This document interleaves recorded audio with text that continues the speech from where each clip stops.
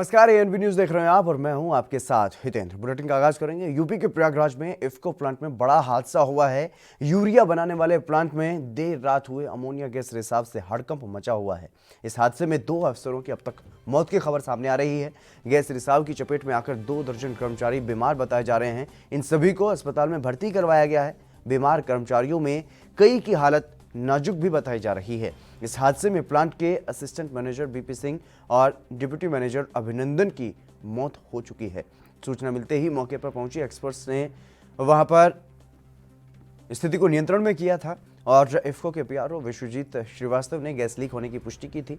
बताया यह भी जा रहा है कि अमोनिया की चपेट में आने की वजह से बीमार हुए धर्मवीर सिंह, लालजी, हरिश्चंद्र, अजीत कुशवाहा, अजीत, राकेश कुमार, शिव, काशी, बलवान, अजय यादव, सीएस यादव और आरआर विश्वकर्मा को इफ्को में बने हुए अस्पताल में भर्ती करवाया गया है।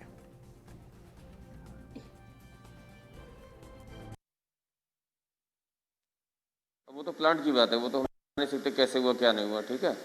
क्योंकि अब हमारे घर के लोग हैं तो हमें पता चला, फ़ोन आया कि अमोनिया रिसाव है, हॉस्पिटल में है, तो हम इसको हॉस्पिटल गए। फिर वहाँ से लेकर के उनको वहाँ यहाँ भेज दिया गया जागृति में। तो यहाँ पर हम रात में लेके आए हैं करीब 2-2:30 बजे रात। हाँ, और उस टाइम पे तो स्थिति बहुत ही क्रिटिकल थी, लेकिन इस टाइम पे एकदम थोड़ा सही है। सिर्फ गले में खराश है, बाकी थोड़ा और जो है तो इस टाइम पे तो सही है। आरबी उपाध्याय वरिष्ठ पत्रकार हमारे साथ जुड़ गए हैं, उनसे चर्चा करेंगे। आरबी उपाध्याय जी, आपका स्वागत है एनबी न्यूज पर। धन्यवाद स्वामी जी। जी आरबी उपाध्याय जी, जिस तरीके से ये हादसा हुआ है इसमें अब तक 2 अफसरों की जान जा चुकी है। इस तरीके के हादसे अमूमन सामने आते रहते हैं, क्या कुछ वजह मानते हैं इस तरीके से जो प्लांट में ये हादसा हुआ है, गैस का जो वहां पर रिसाव हुआ उसकी वजह से ये 2 जान गई और कई लोग अभी भी गंभीर स्थिति उनकी बनी हुई है? देखिए, कहीं ना कहीं इस तरह के जो हादसे होते हैं उसके कई कारण होते हैं। जी एक तो अभी मानवीय भूल होती हैं, जी दूसरा टेक्निकल फॉल्ट होते हैं। जी अब ये चीजें जब इंक्वायरी होती है, जी जब एक इंक्वायरी कमीशन गठित किया जाता है तो वो कई एंगल से उन सब चीजों की जांच करता है जी कि भी ऐसा क्या रीजन था कि भी गैस लीक हो गई। और इतना फुल प्रूफ सिस्टम, देखिए पूरा एक फुल प्रूफ सिस्टम तैयार किया जाता है जी और उसमें जो खामियां रह जाती हैं टेक्निकल लेवल पर या मानवीय भूल के कारण, तो वो हादसे हो जाते हैं। जी और कोई भी प्लांट हो, इस तरह का नहीं कहा जा सकता कि भी कहीं कोई गारंटी ये दे दे कि भी फुल प्रूफ होगा और कोई उस तरह की घटना या दुर्घटना नहीं घटेगी। बिल्कुल। कई बार क्या है, लापरवाही होती है। जहां हमें अभी मरम्मत की जरूरत है या किसी पार्ट्स को चेंज करने की जरूरत है, वहां हम कंप्रोमाइज कर लेते हैं जी तो कि भी कुछ दिन और बात कर लेंगे। और फिर वो इस तरह की जो लापरवाहियां होती हैं वही कहीं ना कहीं एक गंभीर दुर्घटना का कारण भी बन जाती है। जी तो लेकिन यहाँ आरबी ये उपाध्याय जी, यहाँ पर जिस तरीके से जो हादसा सामने आया वो अमोनिया का रिसाव हुआ। अमोनिया इतना मतलब गंभीर ये सिचुएशन हो सकती है और ऐसे में यहाँ पर कोई गुंजाइश नहीं होती कि जरा सी लापरवाही भी हो। और इफ्को, क्योंकि सबसे बड़ा प्लांट इफ्को का होता है, इफ्को की बड़ी जिम्मेदारी होती है यूरिया बनाने की, पूरे देश में सप्लाई भी होता है। तो ऐसे में एक बड़ा प्लांट और बड़ी जिम्मेदारी, और ऐसे में क्या वहां पर जो चूक की कोई गुंजाइश रहनी चाहिए थी इस तरीके से? देखिए, होना तो नहीं चाहिए। फुल प्रूफ सिस्टम तो वो होता है कि आप ये मान के चलें कि भी ये जो हमने सिस्टम है, इस सिस्टम में गैस लीक हो गई और गैस लीक होने के बाद का जो एक सिस्टम है वो कहीं सिस्टम होना चाहिए। लेकिन वो देखा जाता है अमूमन के भी एडॉप्ट नहीं किया जाता है। जी अमूमन होता यह है कि भी अगर कोई दुर्घटना घट जाती है उसके बाद इंक्वायरी रिपोर्ट्स में या जो भी एक कमीशन बना दिया जाता है उसको लिंगर ऑन, यानी घटना को इस तरीके से लिंगर ऑन किया जाता है कि जब तक रिपोर्ट्स आती है तब तक तो भूल चुके होते हैं और बिल्कुल। जो रिपोर्ट्स की फाइंडिंग्स होती हैं उस पर भी इम्प्लीमेंट नहीं होते हैं। आपका कहना बिल्कुल स्वामी जी जायज है कि ये मान के चलिए इतना बड़ा प्लांट है और कभी भी कहीं भी जहां जहां देखिए सर्टेन पॉइंट्स होते हैं जी कि भी उन पॉइंट्स पे इस तरह के हादसे हो सकते हैं। तो वहाँ एक दूसरा सिस्टम भी होना चाहिए कि जी पहले सिस्टम में अगर मान लीजिए कहीं गैस लीक हुई तो उसके बाद जो दूसरा सिस्टम है वो वर्क करेगा और वो उसको आगे नहीं फैलने देगा और जान माल का नुकसान नहीं होगा। उस तरह का कहीं ना कहीं प्रिकॉशनरी मेजरमेंट रखना चाहिए। जी लेकिन उस तरह का प्रिकॉशनरी मेजरमेंट होते नहीं है और उसी का परिणाम आप देखेंगे कि जी भोपाल गैस त्रासदी होती है या दूसरे उस तरह के हादसे होते हैं। जी और अमोनिया का रिसाव एक्चुअली बड़ा खतरनाक रिसाव होता है, और उसमें इस तरह की चूक हो जाना या इस तरह का हादसा हो जाना कहीं ना कहीं गंभीर प्रश्न खड़े करता है मैनेजमेंट पर भी और उस प्लांट पर भी, कि भी आगे क्या गारंटी है कि वहां इस तरह का हादसा नहीं होगा। जबकि जो भी हादसे होते हैं उनसे सबक लेना चाहिए जो भी मैनेजमेंट है या जो भी कंपनी है, और इस तरह का सिस्टम डेवलप करना चाहिए कि इस तरह के हादसे दोबारा ना हो। बिल्कुल। जी एक स्वामी। एक एक जान जो है वो बहुत महत्वपूर्ण होती है, लेकिन इस हादसे में 2 अधिकारी जो हैं उनकी मौत हो चुकी है। आरबी उपाध्याय जी, जिस तरीके से ये एक बड़ा हादसा इसे माना जा सकता है, क्योंकि जिस तरीके से अमोनिया का रिसाव हुआ और करीब 2 दर्जन जो कर्मचारी हैं वो अभी भी बीमार हैं, अस्पताल में भर्ती हैं, उनका इलाज चल रहा है। ऐसे में क्या कुछ आप समझते हैं, क्या जिस तरीके से हादसे होते हैं, फिर जिस तरीके से आपने बताया कि उनको बाद में भुला दिया जाता है जब तक रिपोर्ट आती है, तो क्या इस तरीके से आगे कोई सार्थक परिणाम निकलने की उम्मीद है? क्या कोई सरकार या प्रशासन इस तरीके से सबक लेता है कि आगे कुछ सुधार होता हुआ दिखाई दे? देखिए, लेना चाहिए और जी लेते भी हैं, लेकिन वही एक खाना पूर्ति होकर रह जाती है। जी जो फुल प्रूफ सिस्टम होना चाहिए वो सिस्टम डेवलप नहीं किया जाता, जी और त्वरित कुछ न कुछ थोड़ा बहुत चेंज करके, और एक प्रेशर होता है स्वामी, जो भी मैनेजमेंट है या कंपनी है उसके ऊपर, कि भी प्लांट भी सुचारू रूप से चलता रहे, जो प्रोडक्शन है वो भी जारी रहे, और सेफ्टी मेजरमेंट भी लागू रहे। जबकि कई बार जरूरत होती है प्लांट को ओवरहाल करने की या प्लांट को बंद करने की या रिपेयरिंग की, तो उसको भी टाला जाता है कि भी अगर मान लीजिए रिपेयरिंग कराएंगे या इस तरह का जो वर्क चलेगा 1 हफ्ते चलेगा, 1 हफ्ते प्लांट को बंद नहीं किया जा सकता, तो फिर देखा जाएगा। फिलहाल प्लांट का प्रोडक्शन जारी रखा जाए और प्लांट को जारी रखा जाए। ये एक बहुत बड़ा कहीं ना कहीं प्रेशर होता है, जिसकी वजह से दुर्घटनाएं होती हैं, इस तरह की घटनाएं घटित होती हैं।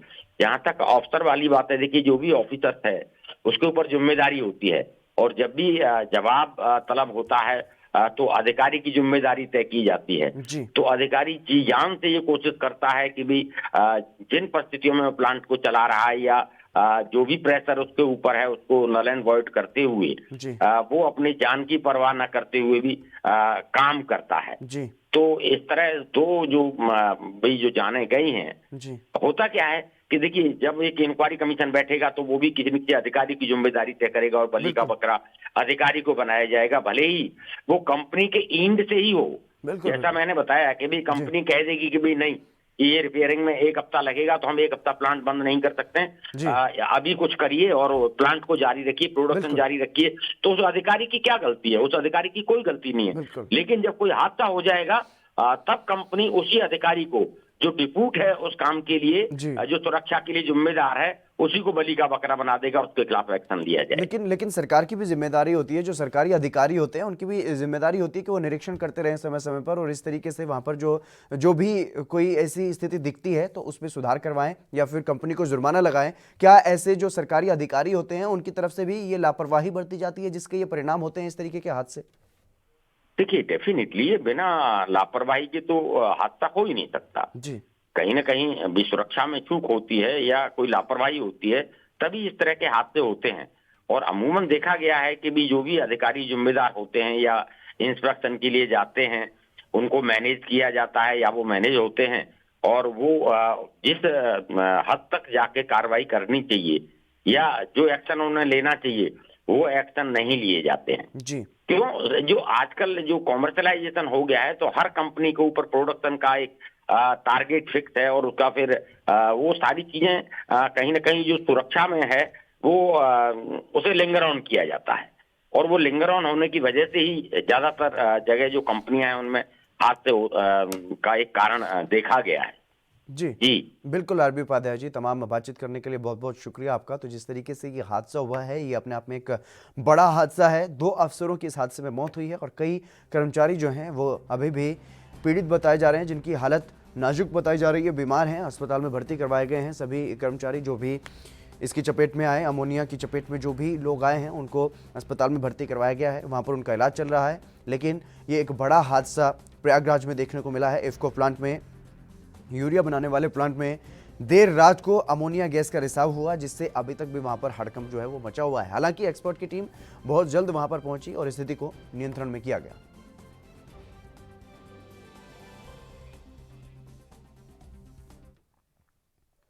वहीं जम्मू कश्मीर में जिला विकास परिषद चुनाव के परिणाम सामने आ चुके हैं। कुल 280 सीटों पर चुनाव हुआ और इस चुनाव में फारूक अब्दुल्ला की अगुवाई वाले गुपकार गठबंधन को सबसे ज्यादा सीटें मिली हैं। लेकिन अगर बात की जाए अकेले अकेले दलों की, तो भारतीय जनता पार्टी सभी दलों में अपने दम पर सबसे आगे है। बीजेपी के खाते में 70 से ज्यादा सीटें आई हैं। वहीं निर्दलियों ने भी अच्छा प्रदर्शन किया है। निर्दलियों के खाते में करीब 50 सीटें आई हैं और बीजेपी का प्रदर्शन कश्मीर घाटी के मुकाबले जम्मू क्षेत्र में ज्यादा अच्छा रहा है। गुपकार गठबंधन डीडीसी चुनाव को अनुच्छेद 370 हटने पर जनमत संग्रह के रूप में देख रहा है। लेकिन अहम बात यह रही है कि पहली बार कश्मीर घाटी में पीडीपी और नेशनल कॉन्फ्रेंस के खिलाफ बीजेपी को जीत मिली है। बीजेपी को घाटी में 3 सीटें मिली हैं और घाटी में जीत से उत्साहित बीजेपी के महासचिव विबोध गुप्ता ने पार्टी को विजेता उम्मीदवारों को, जो पार्टी के उम्मीदवार जीते हैं उन्हें, विशेष रूप से घाटी के जो उम्मीदवार हैं उनको बधाई दी गई है। और उन्होंने ये भी कहा है कि घाटी के लोगों ने प्रधानमंत्री नरेंद्र मोदी के नेतृत्व में अपना विश्वास जताया है। वहीं बीजेपी के वरिष्ठ नेता और केंद्रीय मंत्री जितेंद्र सिंह ने यह कहा है कि श्रीनगर से बीजेपी के 3 उम्मीदवारों को जीत मिली है।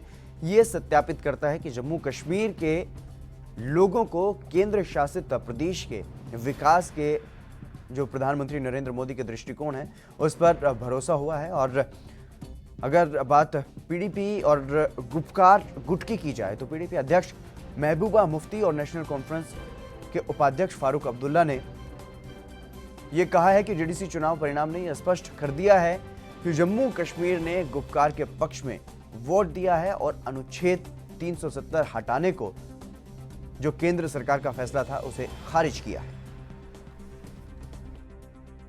इसमें कोई शक नहीं कि सबसे बड़ा राजनीतिक दल उभर करके ये आया है, क्योंकि ये सारी पार्टियां चाहे अपने आप को अलायंस कहें, बल्कि लेकिन कागजों पर औपचारिक तौर पर ये अलग अलग अपने नाम से इन्होंने पार्टियों ने इलेक्शन लड़ाए, चाहे वो नेशनल कॉन्फ्रेंस है, चाहे वो कांग्रेस है, चाहे वो पीडीपी है। इसके अतिरिक्त एक बहुत बड़ी उपलब्धि जो मुझे देखने को मिल रही है कि भारतीय जनता पार्टी ने पूरे के पूरे क्षेत्र में, जम्मू कश्मीर में, अपना एक पैन जम्मू कश्मीर उपस्थिति दर्ज करवाई, स्वीकृति दर्ज करवाई, मान्यता। रविंद्र श्रीवास्तव हमारे संवाददाता हमारे साथ जुड़ गए अधिक जानकारी के साथ। रविंद्र, क्या कुछ जानकारी है फिलहाल? क्या आधिकारिक तौर पर जो चुनाव परिणाम जो है सभी सीटों पर घोषित कर दिए गए हैं चुनाव आयोग की तरफ से?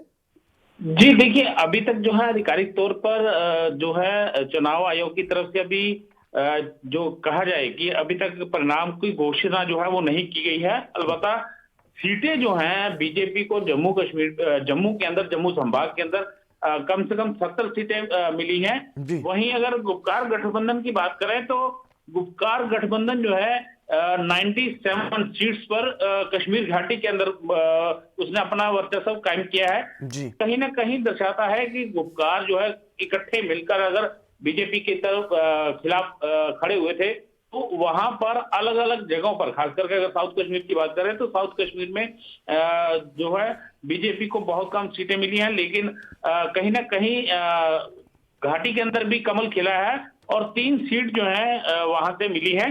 कहा जाए तो अभी भी जो है परिणामों के जो घोषणा की इंतजार में सभी बैठे हुए हैं, लेकिन कहीं ना कहीं बीजेपी जो है जम्मू संभाग में उसने जिस तरह से विकास का एक नारा दिया था उस पर खरी उतरती नजर आ रही है। उस पर ही उसने जो मैनिफेस्टो तैयार किया था उसी के आधार पर अब जो है लोगों ने उस बीजेपी को यहाँ पर वोट दिया है। और अब देखना होगा आने वाले समय में कि बीजेपी सच में यहाँ पर विकास की बयार जो है बहा सकती है, क्योंकि पिछले 70 सालों की अगर बात करें तो पिछले 70 सालों से लोग विकास के लिए तरस रहे थे और जब से जम्मू कश्मीर यूटी बना है उसके 1.5 साल बाद अब इलेक्शन हुए हैं डीडीसी के और लोगों को खासी उम्मीद है कि अब यहाँ पर विकास जो है होगा, क्योंकि पिछले 70 सालों से अगर बात करें तो जो रिफ्यूजी थे, वाल्मीकि समाज था, गोरखा समाज था, वो पिछड़ा हुआ था, उसको लगातार जो है यहाँ पर कई परेशानियों का सामना करना पड़ रहा था। वोट डालने का हक नहीं था, उनके बच्चों के पास नौकरियां नहीं थी। अब जब 370 टूटा है तो उनको उनके राइट्स मिले हैं, वो अब वोट भी डाल सकते हैं, उनके बच्चे यहाँ नौकरी भी कर सकते हैं, तो उनका वोट भी जो है वो बीजेपी की तरफ ही उसका झुकाव ज्यादा नजर आ रहा है। जी जी रविंद्र, अगर बात की जाए, क्योंकि जिस तरीके से जो चुनाव परिणाम सामने आए हैं, उस वो चुनाव में अहम मुद्दा ये भी रहा कि जो अनुच्छेद 370 हटाया गया, उसको उसके कहीं ना कहीं जनमत संग्रह के रूप में इसको अब जो गुपकार जो गुट है वो ये देख रहा है कि जो 370 हटाया गया उसको खारिज किया गया है, क्योंकि जो परिणाम सामने आए हैं वो कहीं ना कहीं गुपकार गुट को समर्थन करते हुए दिखाई दे रहे हैं, ऐसा गुपकार गुट का मानना है। और वहीं बीजेपी की तरफ से अगर बात की जाए तो बीजेपी की तरफ से यह कहा जा रहा है कि यह बड़ी जीत है, बीजेपी अकेले अपने दम पर इतनी सबसे बड़ी पार्टी जो है वो बनी हुई है, और ऐसे में प्रधानमंत्री के नेतृत्व को वहां के लोगों ने स्वीकार किया है। ऐसे में जो आम लोग हैं वो अब कुछ जो है कंफ्यूज नजर आ रहे हैं इस पूरे मसले को लेकर के, आखिरकार जनता है किस ओर। जी देखिए, इस जो चुनाव डीडीसी के हुए हैं, इसको अगर परिप्रेक्ष्य में देखते हैं, जिस तरह से बात करें दोनों संभागों की, जी। तो दोनों संभागों में बीजेपी जो है जम्मू के अंदर उसने अच्छा खासा वोट जो है हासिल किए हैं, यहाँ कई सीटें निकाली हैं उसने। और कश्मीर संभाग की बात करें तो कश्मीर संभाग के अंदर लोग 370 का विरोध कर रहे थे कि यहाँ से नहीं हटना चाहिए, जी। क्योंकि कश्मीरी पॉलिटिक्स जो है वो कश्मीर में काफी ज्यादा हावी है। जी। वो पिछले 70 सालों से 370 के नाम पर ही लोगों को बरगला रहे हैं, और यही वजह है कि वहां पर जहां आतंकवाद का हमेशा ही साया रहा है, और अभी भी साउथ कश्मीर में जिस तरह से आतंकवाद चरम पर है, और कई अलगाववादी पार्टियां भी जो हैं, जो अलगाववादी थे उनका भी वर्चस्व रहा है, लेकिन अब अलगाववादी जो है वो अब कहीं नजर नहीं आ रहे हैं। तो कहीं ना कहीं जिस तरह से सभी पार्टियां, अगर कहें पीडीपी, एनसी और उनके साथ 7 पार्टियां और जो मिलकर बीजेपी के खिलाफ लड़ रही थी, क्योंकि इकट्ठी ही इसी वजह से हुई है कि 370 को फिर से लाया जा सके, उसकी उन्होंने एक ही मुद्दा रखा था 370। हालांकि लोगों ने बीजेपी को कश्मीर घाटी में भी तो समर्थन मिला है, 3 सीटें वहां पे भी निकाली हैं, लेकिन कुल मिलाकर अगर देखा जाए तो इस समय जम्मू वर्सेस श्रीनगर हुआ है, क्योंकि बीजेपी जम्मू से काफी ज्यादा सीटें निकाल चुकी है, और क्योंकि यहाँ पर लोगों ने विकास के नाम पर वोट भाजपा को दिया है, और वहीं घाटी में 370 को फिर से बहाली के लिए जो कहा जाए, खास करके पीडीपी हो या एनसी हो, जब 370 को हटाया गया था उसके बाद से बड़े नेता जो है नजरबंद थे, और जैसे नजरबंदी छूटी तो उनके जो बोल हैं वो फिर देश विरोधी सामने नजर आए। पीडीपी के महबूबा मुफ्ती जो है उन्होंने तिरंगे के खिलाफ बयानबाजी की, तो डॉक्टर फारूक अब्दुल्ला ने जो है पाकिस्तान का समर्थन किया। तो ये चीजें दर्शाती हैं कि अभी भी कश्मीर घाटी में लोगों की सोच जो है वो अभी भी पाकिस्तान के समर्थन में है। लोग चाहते हैं कि 370 जो है फिर से वहां पर वापस आए, लेकिन अब 370 जो है दूर की कोड़ी नजर आ रहा है, क्योंकि ना तो किसी के पास इतना समर्थन होगा किसी पार्टी के पास जो फिर से 370 को वापस ला सके। लेकिन कहीं ना कहीं जिस तरह से अब समर्थन मिला है बीजेपी को, कश्मीर घाटी के अंदर 3 सीटें निकाली हैं, ये अपने आप में एक बहुत बड़ी बात है। जी रविंद्र, तमाम जानकारी देने के लिए बहुत बहुत शुक्रिया आपका। तो लगातार जिस तरीके से सियासी पारा जो है वो हाई होता हुआ नजर आ रहा था, और अब चुनाव परिणाम भी डीडीसी के सामने आ चुके हैं। फिलहाल रुकेंगे एक छोटे से ब्रेक के लिए, जल्द हाजिर होंगे।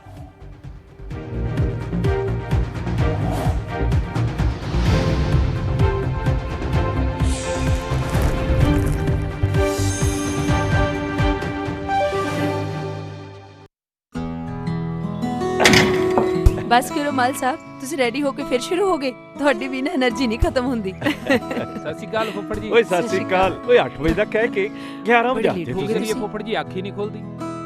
ਥੱਕਿਆ ਜਿਹਾ ਸਰੀਰ ਰਹਿੰਦਾ। ਤੁਹਾਡੇ 'ਚ ਇਸ ਉਮਰੇ ਵੀ ਪੂਰੀ ਫੁਰਤੀ ਹੈ। ਓਏ ਮੇਰੀ ਫੁਰਤੀ ਦਾ ਰਾਜ਼ ਹੈ ਵੈਦਵਾਨ ਦਾ X+ ਮਰਦਾਨਾ ਕੋਰਸ, ਤੇ ਪਿਛਲੇ 30 ਵਰਿਆਂ ਤੋਂ ਇਹੀ ਹੈ ਮੇਰੀ ਸਿਹਤ ਦਾ ਰਾਜ਼। ਇਮਿਊਨਿਟੀ ਵਧਾਉਣ ਦੇ ਨਾਲ ਮਰਦਾਨਾ ਤਾਕਤ ਲਈ ਇਹੀ ਰਾਮਬਾਣ। ਚੁਸਤੀ ਫੁਰਤੀ ਤੇ ਜੋਸ਼ ਵਧਾਉਣ ਲਈ ਤੁਸੀਂ ਵੀ ਅੱਜ ਹੀ ਸ਼ੁਰੂ ਕਰੋ X+ Mardana course.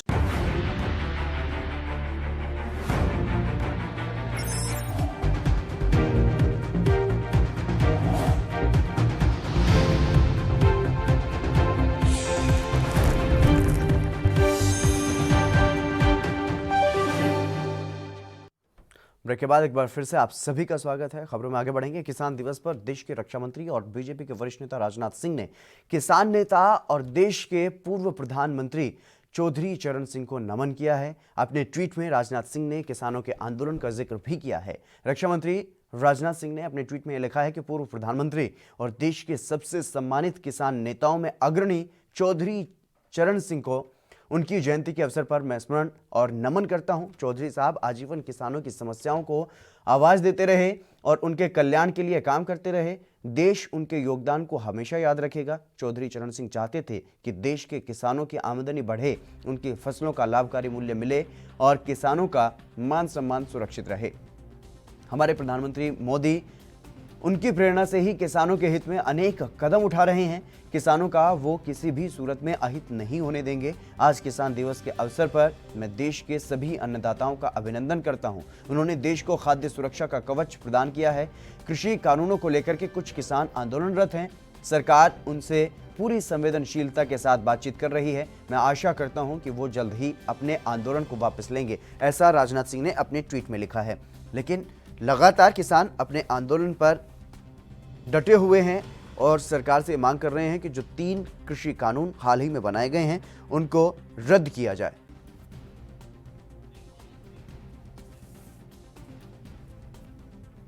Doctor Nepal Singh राजनीतिक विश्लेषक हमारे साथ जुड़ गए हैं, हम उनसे चर्चा करेंगे। नेपाल जी, आपका स्वागत है एनबी न्यूज पर।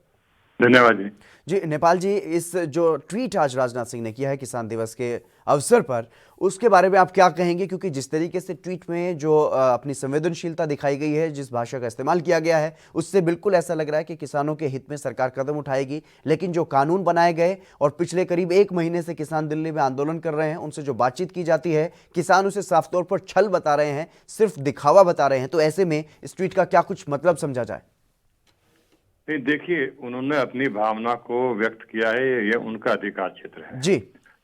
चौधरी चरण सिंह जी ना किसी भाजपा से जुड़े थे, ना किसी पार्टी से जुड़े थे। वो एक किसान के रूप में सर्वसम्मत से एक व्यक्ति थे जिनको सभी दल के नेता, किसान नेता मानते थे। चौधरी चरण सिंह जी का बहुत ही स्पष्ट अपना एक सोच थी कि किसानों के बिना देश की खुशहाली नहीं हो सकती। हेलो जी जी जी, आपकी आवाज आ रही है। अब राजनाथ सिंह ने अपनी उनकी अभिव्यक्ति की है, ये बहुत अच्छी बात है। लेकिन यदि उनकी बातों का अर्थ निकाला जाए जी तो ये है कि भाजपा में सबसे ज्यादा प्रिय किसान चेहरे के रूप में राजनाथ सिंह जी को उत्तर प्रदेश में देखा जाता है। बिल्कुल। और वो भारत के पूरे कृषि मंत्री भी रहे हैं जी। उनका ये कहना एक अच्छी बात है, उनको नमन करना एक अच्छी बात है, लेकिन उसमें एक संदेश भी उन्होंने दिया है। यदि आज आपका आप एक दैनिक जागरण में आर्टिकल पढ़े हैं, श्री केसी त्यागी जी ने लिखा है जी। केसी त्यागी भी खुद स्वयं युवा अवस्था से जो है चौधरी साहब के साथ जुड़े रहे थे, क्योंकि मैं भी उस क्षेत्र से रहने वाला हूं, मैं इन सब चीजों को जानता भी हूं। बिल्कुल। उन्होंने स्पष्ट रूप से लिखा है कि चौधरी साहब आड़तियों के बहुत खिलाफ थे जी। मंडी व्यवस्था से बहुत दुखी थे जी। और शायद चौधरी साहब का एक सपना अधूरा रह गया था। सर छोटू राम ने किसानों को जो है साहूकारों से मुक्ति दिलाई थी जी। चौधरी साहब ने जमींदारों से मुक्ति दिलाई थी जी। और चौधरी साहब का एक सपना था कि जो बिचौलिए हैं इनका भी कहीं ना कहीं एक कंट्रोल व्यवस्था होनी चाहिए जी। ठीक है, वो आज घटते घटते आज मोदी जी ने उसको पूरी को समाप्ति कर दिया जी।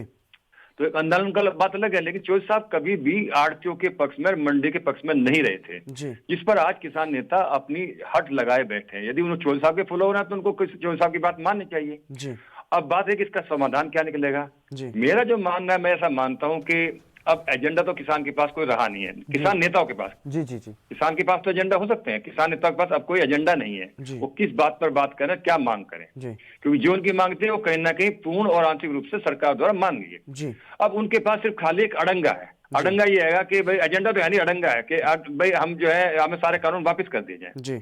लेकिन यदि लोकतांत्रिक व्यवस्था में यदि ऐसे भीड़ के द्वारा किसी भी कानून को वापस करने की प्रथा शुरू कर दिया जाए तो फिर तो कोई भी कानून बनेगा उसको सब भीड़ आ जाएगी, उसको वापस करने की बात करेगी जी। इसलिए मेरा ये मानना था, ये सभी जो लोग इस भावनात्मक रूप से जुड़े हुए हैं, हम भी भावनात्मक जुड़े हैं जी। किसानों को अपनी जो बातें मानी गई थी उसको लिखित के रूप में, कानून के रूप में वापस चले जाना चाहिए था जी। और सरकार के कदम का इंतजार करना चाहिए था। यदि ऐसा नहीं होता तो दोबारा फिर आ सकते हैं, इसमें तो ऐसी कोई बात नहीं है। एक उनके मन में शंका होती है कि साहब सब पूंजीपति लोग, पूंजीपति आज भी है, कल भी रहेगा, पहले भी रहेगा जी। ये बड़े दुर्भाग्य की बात है, जब पंडित जवाहरलाल नेहरू जी ने सबसे पहले भारत की आजादी के बाद में हमारा पहला बजट 36% किसानों के लिए एलोकेट किया गया था जी, वो घटते घटते 26-22% पर आ गया। जी, पहले खुद प्रधानमंत्री जवाहरलाल जी ने बात कही थी कि बिना उद्योगों के देश का विकास नहीं हो सकता, इसलिए पूरी हमारे देश की अर्थव्यवस्था को औद्योगिकरण की तरफ बढ़ाया गया और किसान कहीं ना कहीं पिछड़ता चला गया आजादी के बाद। हालांकि बाद में जवाहरलाल जी ने इसको एक्सेप्ट भी किया था कि मेरी ये गलती थी कि मैंने कृषि को इग्नोर किया, जी, लेकिन जब तक बहुत देर हो चुकी थी। उसके बाद की सरकारों ने भी किसानों के लिए कोई ऐसा बड़ा इंफ्रास्ट्रक्चर में इन्वेस्टमेंट नहीं किया। लेकिन प्रॉब्लम कहाँ है, किसानों के अंदर समस्या नहीं है, किसानों के अंदर पुराना गुस्सा है बहुत सारी चीजों को लेकर। जैसे यूपी में भाजपा ने आश्वासन दिया था कि हम 15 दिन में 14 दिन में गन्ने का पेमेंट कराएंगे, जी, वो आज तक नहीं हो पाया। जी, तो उन्होंने खुद कहा था, खुद अपने घोषणा पत्र में भी कहा था, जी, नहीं हो पाया।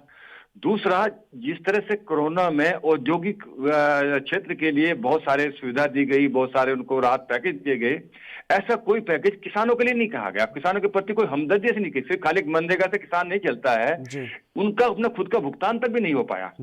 तो कुछ चीजों को लोगों किसान भ्रमित है, वो आसान्वित है। ऐसा नहीं कि भाजपा के प्रति आसान्वित नहीं है, वो किसी के प्रति भी आसान्वित नहीं है। उसको लगता है कि मेरा कोई सोचने वाला इस देश में नहीं है, बिल्कुल, मेरी बात को सुनने वाला नहीं। मोदी में वो विश्वास करते हैं, बिल्कुल, लेकिन मोदी के अफसर में शायद वो विश्वास ना करते हो। जी, तो कहीं ना कहीं ये एक भ्रम की स्थिति का फायदा उठाया गया है और इसको आप ऐसे भी सोच सकते हैं। देखिए, जो विपक्ष का लोग थे उन्होंने बहुत अच्छी तरह किया था। जैसे मोदी जी ने 2014 में कहा था कि इतना बड़ा घोटाला CWG में हो गया है, इतना घोटाला JCG में हो गया, इतना बड़ा घोटाला, इसको बता 15 लाख करोड़ का बता दिया गया था। अब एक्चुअली कितना था पता नहीं, लेकिन मीडिया में 15 लाख करोड़ का घोटाला बता दिया गया, तो उसमें पूरा देश उसमें भ्रमित होकर एक तरफ इकट्ठा हो गया। आज एक चीज बता दी किसानों के दिमाग में, साहब अडानी अंबानी आएंगे और सारी खेती को ले जाएंगे। ये बात कहीं ना कहीं उनके पुराने डर के साथ जुड़ गई, और जैसे ये पुराने डर के साथ जुड़ गई, किसान चाहे मन से हुआ या ना मन से हुआ, वो कहीं ना कहीं इसके प्रति हमदर्दी रखने लगा। बिल्कुल, बिल्कुल। हालांकि वो उसके प्रति आशान्वित नहीं है, जिनकी मांगों से वो बिल्कुल समर्थन नहीं रखता है। वो मोदी के द्वारा किए गए इनका समर्थन ज्यादातर किसान कर रहे हैं। लेकिन बिल्कुल डॉक्टर नेपाल जी, कुछ ना कुछ समाधान जल्द निकले, ये उम्मीद हर कोई कर रहा है। राजनाथ सिंह ने भी कुछ इसी तरीके की अपील की है। तमाम बातचीत करने के लिए बहुत बहुत शुक्रिया आपका। लेकिन जिस तरीके से राजनाथ सिंह ने ये कहा है कि प्रधानमंत्री किसानों को अहित नहीं होने देंगे, अब वो देखने वाली बात होगी कि कब तक जो किसान आंदोलन कर रहे हैं, करीब 1 महीना हो चुका है, उनको कब तक मना पाने में कामयाब रहने वाले हैं। फिलहाल इस कार्यक्रम में बस इतना ही। अब बने रहिए ANB न्यूज के साथ।